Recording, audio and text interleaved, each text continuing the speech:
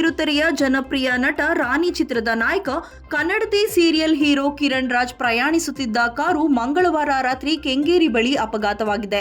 ಮುದ್ದರಾಯನ ಪಾಳ್ಯ ವೃದ್ಧಾಶ್ರಮಕ್ಕೆ ಹೋಗಿ ಬರುತ್ತಿದ್ದಾಗ ಅಪಘಾತ ಸಂಭವಿಸಿದ್ದು, ಎಕ್ಸಿಕ್ಯೂಟಿವ್ ಪ್ರೊಡ್ಯೂಸರ್ ಗಿರೀಶ್ ಕಾರು ಚಾಲನೆ ಮಾಡುತ್ತಿದ್ದಾಗ ನಿಯಂತ್ರಣ ತಪ್ಪಿ ಕಾರು ಕಂಬಕ್ಕೆ ಡಿಕ್ಕಿ ಹೊಡೆದಿದೆ.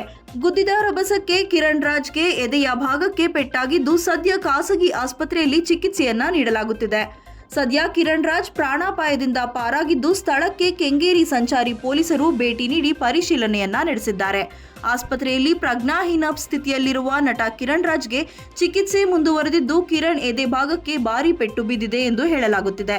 ಕೆಂಗೇರಿ ಹತ್ತಿರದ ಬೆಂಗಳೂರು ಹಾಸ್ಪಿಟಲ್ನಲ್ಲಿ ನಟನಿಗೆ ಚಿಕಿತ್ಸೆಯನ್ನ ನೀಡಲಾಗುತ್ತಿದ್ದು, ನಟನ ಜೊತೆಯಲ್ಲಿದ್ದ ಎಕ್ಸಿಕ್ಯೂಟಿವ್ ಪ್ರೊಡ್ಯೂಸರ್ ಸೀಟ್ ಬೆಲ್ಟ್ನಿಂದಾಗಿ ಸೇಫ್ ಆಗಿದ್ದಾರೆ ಎಂಬ ಮಾಹಿತಿ ಕೂಡ ಲಭ್ಯವಾಗಿದೆ. ಕೇವಲ ಕನ್ನಡ ಮಾತ್ರವಲ್ಲದೆ ಹಿಂದಿ ಕಿರುತೆರೆಯಲ್ಲೂ ನಟಿಸಿ ಗಮನ ಸೆಳೆದಿದ್ದ ಕಿರಣ್ ರಾಜ್ ಬಳಿಕ ಕನ್ನಡ ಕಿರುತೆರೆಗೆ ಮರಳಿದ್ದರು.